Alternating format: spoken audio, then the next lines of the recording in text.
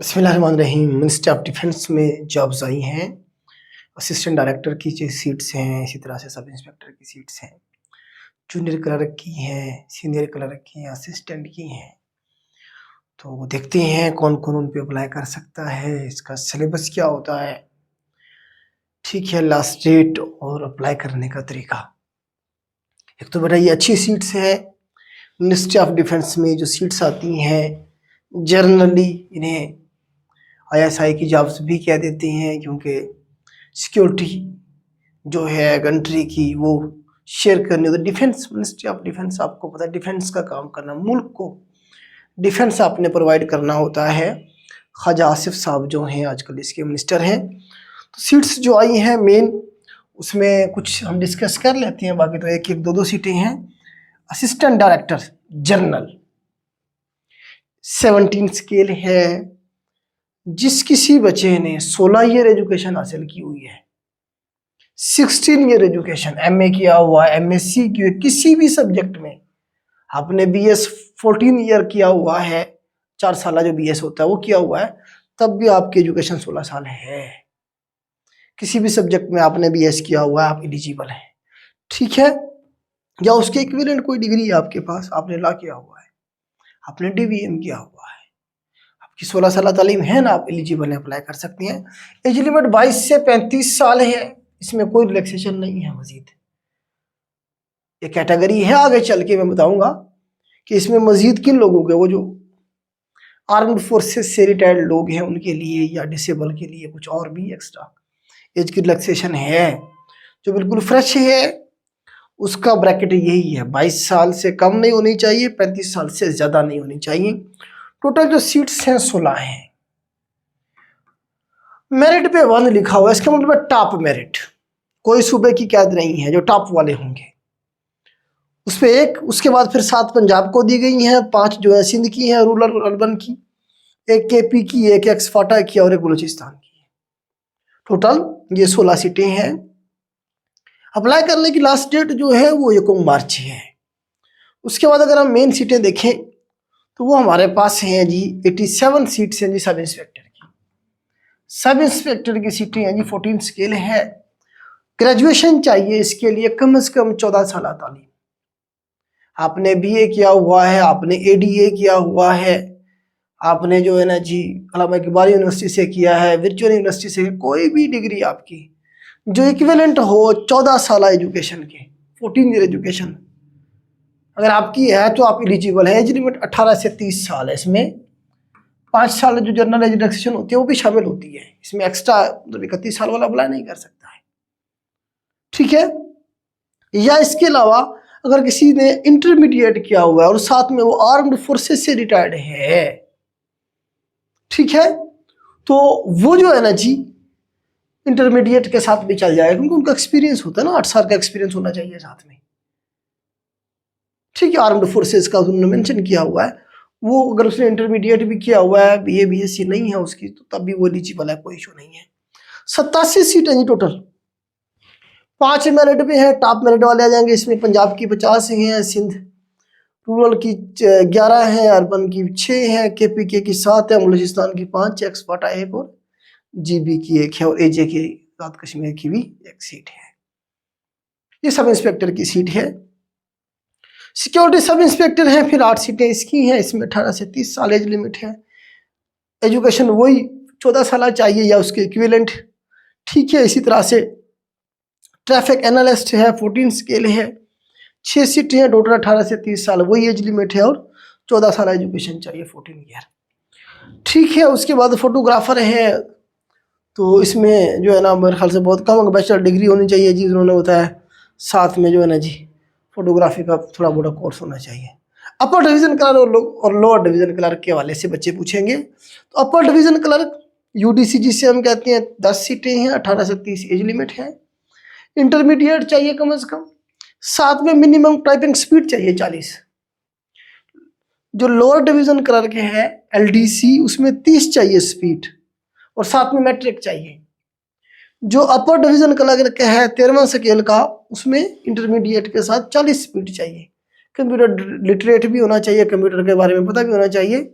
आ गया 3 week basic IT course including MS office, ये भी आपके पास होना चाहिए, क्योंकि यहाँ पे वैसे जनरली ये जो IT कोर्स है ये बाद में करवाया जाता है बाकी सीट्स में। अब इन्होंने मेंशन किया हुआ है रिक्वायरमेंट में, तो मेरे ख्याल से ये चाहिए इसके साथ। ठीक है, LDC की सीटें 35 हैं या UDC की 10 है, ये डिटेल आपके पास मौजूद है। उसके बाद सिक्योरिटी असिस्टेंट सब इंस्पेक्टर 11वें स्केल का 15 सीटें हैं, 18 से 30 साल उसकी एज लिमिट है और ग्रेजुएशन चाहिए इसके लिए भी। आगे चलते हैं, मेन सीटें हम डिस्कस कर लेते हैं। सिक्योरिटी सुपरवाइजर 9वां स्केल, इसकी 50 सीटें हैं जी। मेरिट पे और टॉप मेरिट पे 2 हैं, पंजाब की 21 है, सिंध की 4 और 8-12 सिंध की हैं, KPK की 7 है, बलूचिस्तान की 4 हैं। आगे हमारे पास एक्स फाटा की 2 हैं और GB की 1 है और AJK की भी 1 है। 18 से 30 साल एज लिमिट है, इंटरमीडिएट चाहिए। नेक्स्ट हमारे पास मेन जो सीट्स हैं वो नैब कासिद की हैं। नैब कासिद की आपको पता है कि स्केल तो इसका 1 है, सीटें 51 51, 18 से 30 साल एज लिमिट है।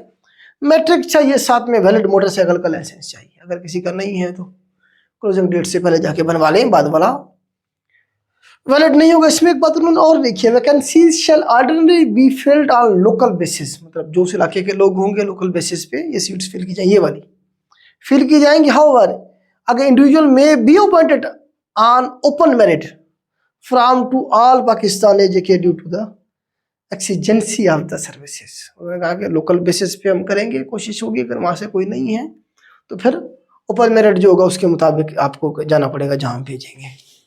ठीक है जी, आगे चलते हैं। तो बाकी वही हमारे पास जो है ना जी, 1-1 2-2 सीटें हैं, ये आप देख लेंगे।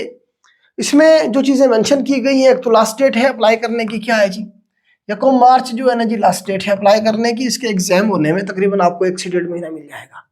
ये समझे कि 1 फरवरी का पूरा महीना है आपके पास तैयारी के लिए, और मार्च का भी आपको तकरीबन पूरा महीना मिल जाएगा। ठीक है, अप्रैल में इसका एग्जाम हो जाएगा। ठीक है, 1-1.5 महीना देती हैं। 4 इसके फेज होंगे इन टेस्ट में। नंबर 1 आपका रिटर्न का टेस्ट होगा। अच्छा, रिटर्न का जो टेस्ट होगा उसका जो सिलेबस है वो देखें तो 200 नंबर का आपका पेपर होता है ये, जिसमें 30 नंबर की आपकी इंग्लिश होगी। 30 नंबर की इंग्लिश में इंग्लिश ग्रामर होगी आपकी, सिनोनिम एंटोनिम होंगे, इसमें इडियम्स होंगे, फ्रेज होंगे। ठीक है, एनालिटिकल रीजनिंग का 30 नंबर का पोर्शन होगा, जिसमें आपको मुख्तलिफ सिनेरियो बना के दिए जाएंगे, एक पूरी स्टेटमेंट लिखी जाएगी, उसमें से 3-4 सवाल बने होंगे। ठीक है, एनालिटिकल रीजनिंग या लॉजिकल रीजनिंग जिसे हम कहते हैं, 30 नंबर का कोई पोर्शन होगा। पाकिस्तान स्टडीज 40 नंबर का पोर्शन होगा। 20 नंबर की आपकी इस्लामिक स्टडीज होगी। एवरीडे साइंस 40 नंबर की होगी और 40 नंबर आपका जीके होगा। 200 नंबर का पेपर बनेगा आपका। इसके लिए हमारा आज से बैच शुरू हो रहा है जनरल, उसमें आप हमें ज्वाइन कर सकते हैं। एनालिटिकल रीजनिंग वाला पोर्शन आपको अलग से करवाया जाएगा। जो बच्चे ऑलरेडी हमारे पास रजिस्टर हैं किसी ना किसी जनरल बैच में, उन्हें इस बैच को ज्वाइन करने की जरूरत नहीं है, क्योंकि सिलेबस वही है। ये वाला पोर्शन नया है बस, एनालिटिकल रीजनिंग वाला। आप लोगों के हम कोई ना कोई टेस्ट सीरीज शुरू करके उसमें आपको इसके लेक्चर दे देंगे। जो ओल्ड स्टूडेंट है हमारे वो फ्री ऑफ कास्ट होगा। ओल्ड स्टूडेंट के लिए हम ये एनालिटिकल रीजनिंग वाला पोर्शन फ्री ऑफ कास्ट रखेंगे, बार बार फीस जमा करवाने की जरूरत नहीं है। ठीक है, तो जो नोट्स आपने बनाए हैं उन्हीं को रिवाइज कर लिए, बाकी पोर्शन सारा आपने कर लिया हुआ है। ओके, ये पहले फेज होगा आपका, नेगेटिव मार्किंग भी होगी इसमें 0.25 की। उसके बाद आपका डिस्क्रिप्टिव का एग्जाम होगा, जिसमें आपसे छोटे छोटे ऐसे लिखवाए जाएंगे। ठीक है, वो जो लोग क्वालिफाई करेंगे उसके बाद साइकोमेट्रिक टेस्ट जिसे कहते हैं, साइकोलॉजिकल असेसमेंट का टेस्ट होगा। जो लोग उसमें भी कामयाब होंगे उनका फाइनल इंटरव्यू होगा। इंटरव्यू के बाद आपकी रिकमेंडेशन होगी। टोटल मेरिट बेस होगा इंशाल्लाह। ये हमारे बहुत सारे बच्चे हुए हैं पिछले बैचेस में। ठीक है, आपका कोई ना कोई दोस्त अभाव भी जरूर हुआ होगा। थोड़ी सी लिमिटेड जॉब होती है ये, आप सोशल नहीं रह सकते इस जॉब में। ठीक है, क्योंकि आपने अपने मुल्क को प्रोटेक्ट करना होता है। ठीक हो गया, तो ये थोड़ा सा इसका मैंने आपको सिलेबस बताया। इसके अलावा टर्म एंड कंडीशन क्या बताइए इन्होंने जी अप्लाई करने के हवाले से। 1 मार्च तक तो लास्ट डेट है, अप्लाई करने की लास्ट डेट का इंतजार ना करें, अप्लाई आज ही करें और आज से तैयारी करने बैठ जाएं। जो 1 महीना ज़ाया कर देंगे उसके बाद तैयारी शुरू करेंगे बेटा, वो नहीं पहुंच पाएंगे अपनी मंजिल तक। ओके, उसके बाद उन्होंने कहा है कि जी एज रिलैक्सेशन जो है, जो हमने बता दी है पहले, वही है सब। मजीद उसमें कोई रिलैक्सेशन नहीं है सिवाय इन कैटेगरी के। ये 3-4 कैटेगरी बताई गई है। जो शेड्यूल कास्ट के लोग हैं, बुद्धिस्ट कम्युनिटी है, जैसे ट्राइबल एरियाज के अंदर, एजे के नॉर्दर्न एरियाज में, उन्हें 3 साल की रिलैक्सेशन मजीद दी गई है। उसके बाद सिंध रूरल से और बलूचिस्तान से जिन लोगों का ताल्लुक है, उन्हें भी 3 साल की मजीद रिलैक्सेशन है। वो जो मेंशन की गई थी उसमें मजीद 30 था। 10 साल का कोई गवर्नमेंट सर्वेंट है और 2 साल उसकी सर्विस हो गई है, चाहे वो फेडरल का है या सूबे, किसी भी सूबे का सर्वेंट है, 2 साल उसे सर्विस में हो गई है, तो उसे 10 साल मजीद रिलैक्सेशन मिल जाएगी। उसके बाद आर्म्ड फोर्सेस से अगर कोई बंदा रिटायर्ड है तो 15 साल उसे भी रिलैक्सेशन है मजीद, ठीक है। उसके बाद 5 साल है जी विडोज, जो लोग सिविल सर्वेंट हैं, उनकी विडोज हैं कोई, या उनके बच्चे हैं, तो उन्हें भी जो है ना जी 5 साल की रिलैक्सेशन मजीद दी गई है एज के अंदर। 10 साल डिसेबल पर्सन्स को भी रिलैक्सेशन दी गई है मजीद। इन सारी कैटेगरी में से एक आप कैटेगरी अवेल कर सकते हैं। ये ना कहेंगे जी हम रिटायर्ड हैं तो 15 साल वो ले लें और साथ में डिसेबल है तो 10 साल और ले लें 25 साल की, ये नहीं होगा। एक कैटेगरी आप अवेल कर सकते हैं, इन्होंने पहले यही बताया है, ठीक है। और इसके अलावा जी नेगेटिव मार्किंग होगी, उन्होंने बता दिया है, टीएडीए नहीं मिलेगा आपको, रिटर्न का इंटरव्यू कुछ भी नहीं मिलेगा, अपने जब से पैसे लगा के जाएंगे। अप्लाई करने के लिए जो ऑनलाइन अप्लाई होगा, कोई हार्ड फॉर्म में डॉक्यूमेंट भेजने की जरूरत नहीं है, क्लियर कर लें। और कहाँ अप्लाई करना है जी आपने, रिक्रूटमेंट, ये इधर मेंशन की गई है www.recruitments.com.pk, यहाँ जाएंगे, आप ऑनलाइन अप्लाई करेंगे। अप्लाई करने के लिए फीस कितनी जमा करवानी है आपने, अगर आप 17 स्केल पे अप्लाई करना चाह रहे हैं, 17 और 18 पे, तो आपको 2500 फीस जमा करवानी पड़ेगी। अगर आप चाह रहे हैं कि मैं जो है ना 14 से 16 स्केल पे अप्लाई करूं, तो आपको 2000 अप्लाई का फीस जमा करवानी पड़ेगी। आप चाह रहे हैं स्केल 9 से 13 के दरमियान में अपने अप्लाई करना है, तो आपको 1600 फीस जमा करवानी पड़ेगी। आप चाह रहे हैं स्केल BS 7 पे अप्लाई करना है, तो 1200 फीस जमा करवानी पड़ेगी।